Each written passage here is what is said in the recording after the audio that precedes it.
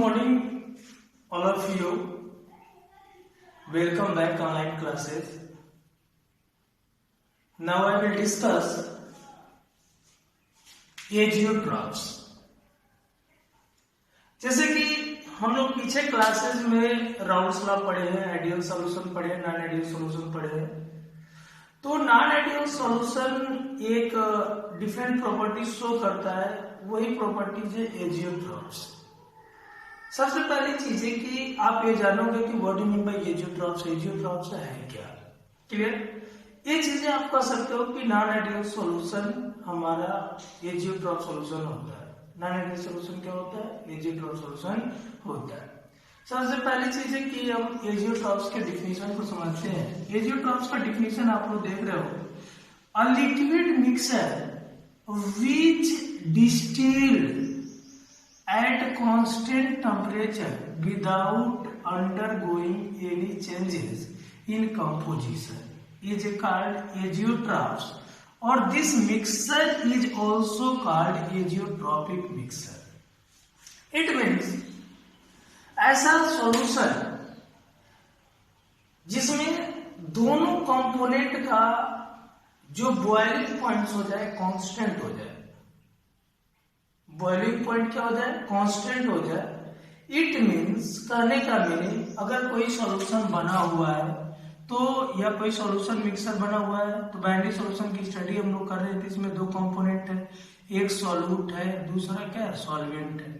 तो जब सॉल्यूट और सॉल्वेंट दो डिफरेंट कंपोनेंट मिलकर एक मिक्सर हम बनाते हैं जिसको आप सॉल्यूशन कर देते हो, और उस सॉल्यूशन में इसकी बॉइलिंग पॉइंट कुछ और है, इसकी बॉइलिंग पॉइंट कुछ और है। बट अगर दोनों एक दूसरे में इंटर मिक्सिंग होके एक सॉल्यूशन का फॉर्मेशन कर रहे हैं तो एक कांस्टेंट बॉइलिंग पॉइंट हो जाए। क्या हो जाए? कांस्टेंट बॉइलिंग पॉइंट हो जाए। क्या हो जाए? Constant boiling point. It means अब हम चाहें कि सॉल्यूट और सॉल्वेंट कंपोनेंट के बॉइलिंग पॉइंट्स में डिफरेंट पा ले सॉल्यूशन में तो नहीं पा पाएंगे। तो इस तरह के मिक्सर को हम लोग क्या कर देते हैं? एजियोट्रॉप्स कर देते हैं, या इस तरह के मिक्सर को क्या कर देते हैं? एजियोट्रॉपिक मिक्सर कर देते हैं। क्लियर?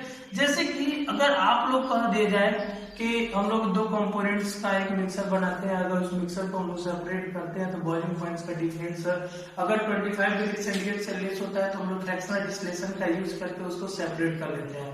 बट एजियोट्रॉप सॉल्यूशन का या एजियोट्रॉप मिक्सर को अगर हम लोग को कह दिया जाए कि फ्रैक्शनल डिस्टिलेशन से आप सेपरेट कर ले तो पॉसिबल नहीं है, क्योंकि दोनों की बॉइलिंग पॉइंट्स क्या हो जा रहा है? एक कांस्टेंट हो जा रहा है, उसमें कोई चेंजेस नहीं हो रहा है। क्लियर? जैसे कि अगर एग्जांपल्स आप लोग देखोगे तो फिनॉल है और एनिलीन। अगर फिनॉल सॉल्यूट है, एनिलीन सॉल्वेंट है, तो फिनॉल में अगर एनिलीन डालते हैं तो एक हमारा सॉल्यूशन बन जाता है। तो देखो यहाँ फिनॉल की बॉइलिंग पॉइंट अलग है और एनिलीन की बॉइलिंग पॉइंट अलग है, लेकिन अगर दोनों को मिक्स होकर एक सॉल्यूशन बन जा रहा है तो अगर दोनों का सॉल्यूशन बन जाए तो दोनों की एक कांस्टेंट बॉइलिंग पॉइंट हो जाती है। क्या बन जाती है? एक कांस्टेंट बॉइलिंग पॉइंट बन जाती है, जिसको हम लोग फ्रैक्शनल डिस्टिलेशन से सेपरेट नहीं कर सकते हैं। जब ये चीजें हम लोग जान ली, दूसरा एग्जांपल, वाटर में अगर बेंजीन मिला दो तो वाटर में बेंजीन मिला देंगे तभी हमारा क्या होगा? एक सॉल्यूशन मिक्सर बनेगा जिसका भी बॉइलिंग पॉइंट्स हमारा सॉल्यूट और सॉल्वेंट दोनों के यहाँ आकर क्या हो जाएगा? कांस्टेंट हो जाएगा। जब बॉइलिंग पॉइंट कांस्टेंट हो जाएगा तो फ्रैक्शनल डिस्टिलेशन से हम लोग इस कंपोनेंट को अलग नहीं कर सकते। जैसे कि आप लोग जान चुके हो कि हम लोग एजियोट्रॉप्स क्या करते हैं, जब मतलब ऐसा सॉल्यूशन या ऐसा मिक्सर जिसके दो मतलब सॉल्यूट और सॉल्वेंट दोनों कंपोनेंट के बॉइलिंग पॉइंट्स हमारे क्या हो जाए? कांस्टेंट हो जाए, और कांस्टेंट होने के बाद उसको हम लोग फ्रैक्शनल डिस्टिलेशन से सेपरेट न कर सकें। तो अब यहाँ पे क्वेश्चन अराइज होता है कि जब फ्रैक्शनल डिस्टिलेशन से आप सेपरेट नहीं कर पाओगे तो इसको कैसे सेपरेट करोगे? तो सेपरेट करने के लिए हम लोग अगर पूछ दिया जाए कि एजियोट्रॉप्स मिक्सर को सेपरेट करने के लिए हम लोग क्या करते हैं? एजियोट्रॉप्स मिक्सर को सेपरेट करने के लिए हम लोग डिस्टिलेशन मेथड का यूज करते हैं। किसका यूज करते हैं? डिस्टिलेशन मेथड का यूज करते हैं। किसका यूज करते हैं? डिस्टिलेशन मेथड का यूज करते हैं। अब हम लोग स्टडी करते हैं कि टाइप्स ऑफ एजियोट्रॉप्स क्या है। क्या स्टडी करते हैं? Types of azeotropes. There are two types of azeotropes. जैसे अगर आपसे पूछ दिया जाए कि व्हाट टाइप्स ऑफ एजियोट्रॉफ्स, तो कहोगे there are two types of azeotropes. Clear? क्या कहोगे? There are two types of azeotropes. One is maximum boiling azeotropes, second is minimum boiling azeotropes, या दूसरे वर्ड में कह सकते हो हायर बॉइलिंग एजियोट्रॉफ्स, और इसको क्या कर सकते हो? Lower boiling azeotropes. क्लियर?